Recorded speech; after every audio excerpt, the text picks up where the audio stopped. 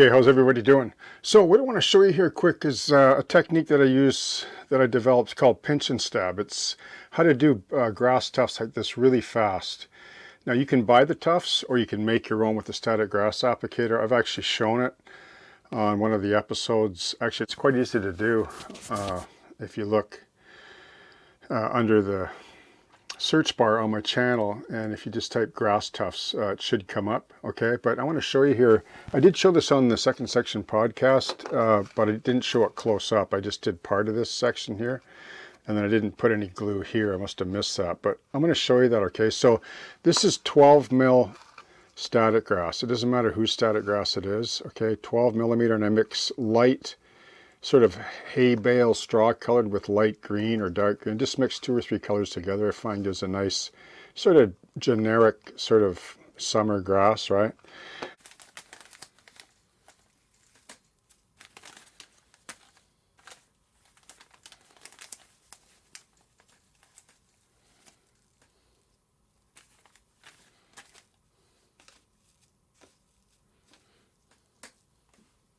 And then what I'm going to use is this Liquitex matte medium, which is excellent for terrain. I use it for all my terrain. I'm going to use it straight from the bottle, just from a lid like this. And then what I'm going to do is I'm going to grab my best worst ratty paintbrush that I love, okay?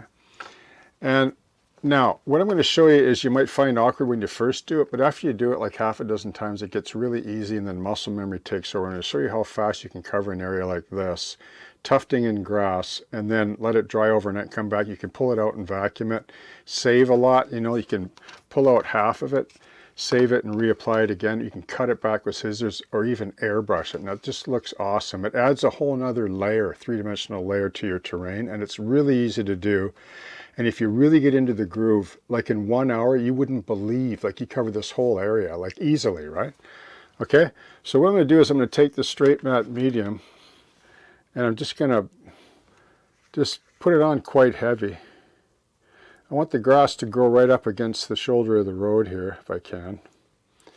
Like I said, I'm not going to be too concerned about getting matte medium on anything else, because this stuff, even though it looks white and milky, it spreads out really nice, and it doesn't form a barrier where it won't accept the fibers like other types of glue. Well, this is really made for terrain. This cement goes way back under the military modeler culture to the 70s. Okay, so I got enough glue on there, and this is fairly slow drying, this matte medium, but there's plenty there, enough to work with. Okay, so now what I do is I basically just take a clump like this in my fingers, right? And I just grab it with my 4th finger and thumb, and I pull off another clump, and then I pull off another clump, just so that I get a tuft like this. It doesn't matter if the ends are even. And all I do is I just stab it, pinch and stab it in, let it stand on its own, and then you can sort of touch it to flare it out a bit if you want. And then just repeat, wash, rinse, repeat. You can use a heavier tuft, a lighter tuft. Just stab it into this and then let go right away. Like, it'll be awkward at first, but trust me, when you get going, just try it. Don't worry about what it looks like at first, but you'll get the hang of it. And before you know it, you'll be growing fields of awesome grass in no time.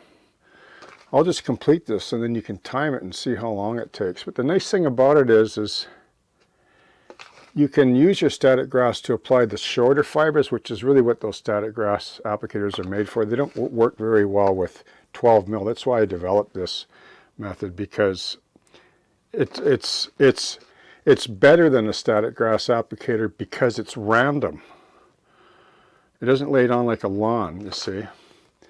So you can see how I'm just sort of tufting it in.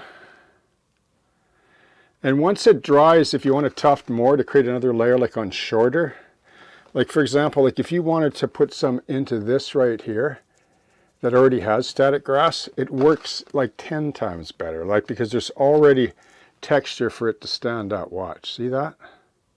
Isn't that nice? You can feather it down, play with it, and it's good. And you'll find that, I find about 70% of it will stick. And then what you do is you just, well, I'll show you. I'm going to keep going here. I'm going to get this grass This summer grass is growing up. It never gets cut really.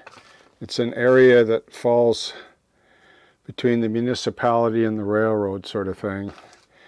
And it just grows long and old and ragged.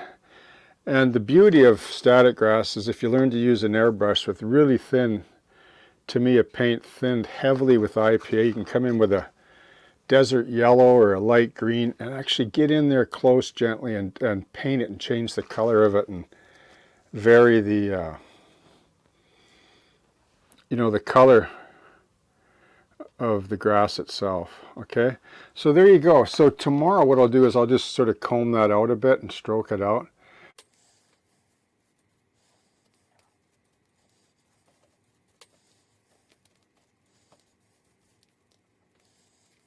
But did you see how quickly I was able to do that? Okay. This road is sort of a project underway right now as well. Anyway, that's all it takes. And before you know it, muscle memory takes over and it's easy to do and it's actually a lot of fun and very therapeutic, okay?